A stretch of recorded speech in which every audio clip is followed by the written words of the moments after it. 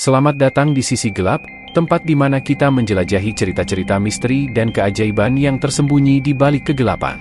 Hari ini, kita akan memperkenalkan kisah tentang sebuah warung gaib di tepi jalan yang menarik, sebuah tempat di mana batas antara dunia nyata dan dunia gaib sangat tipis.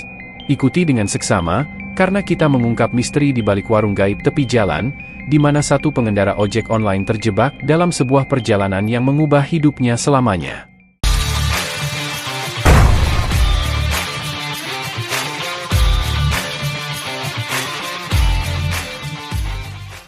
Pada suatu malam yang sunyi, di sebuah desa kecil di pinggiran kota, terdapat sebuah jalan yang dikenal dengan sebutan Jalan Sunyi.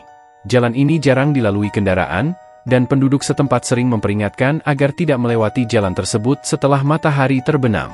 Konon, di jalan itu terdapat sebuah warung gaib yang hanya muncul pada malam-malam tertentu. Dimas, seorang pengendara ojek online yang tinggal di kota, tidak pernah mempercayai cerita-cerita mistis semacam itu.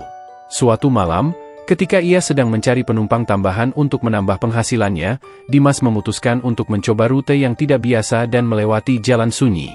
Malam itu udara terasa dingin, dan kabut tebal mulai menyelimuti jalan. Saat Dimas melaju dengan motornya, ia melihat cahaya redup di kejauhan. Penasaran, ia memutuskan untuk mendekati sumber cahaya tersebut. Ternyata, cahaya itu berasal dari sebuah warung kecil yang tampak sangat tua dan lapuk. Papan nama di depan warung itu bertuliskan warung gaib tepi jalan. Meskipun merasa aneh, Dimas merasa lapar dan memutuskan untuk mampir. Warung itu kosong, hanya ada seorang wanita tua dengan wajah yang tidak bisa ditebak umurnya, duduk di balik meja. Wanita itu tersenyum ramah dan menyambut Dimas. "Silakan duduk, Nak. Apa yang ingin kamu pesan?" tanya wanita tua itu dengan suara serak. Dimas memesan semangkuk bakso dan segelas teh hangat. Tak lama kemudian, makanan itu dihidangkan. Rasanya sangat lezat, lebih enak dari bakso manapun yang pernah ia makan sebelumnya. Sambil menikmati makanannya, Dimas merasa waktu berjalan begitu cepat. Ia tidak menyadari bahwa malam telah semakin larut. Ketika Dimas hendak membayar, wanita tua itu berkata, "Tidak perlu bayar sekarang. Suatu saat nanti, kau akan membayarnya." Dimas merasa heran namun tidak terlalu memikirkannya. Ia mengucapkan terima kasih dan melanjutkan perjalanannya. Setelah malam itu, Dimas selalu merasa ada yang mengikutinya.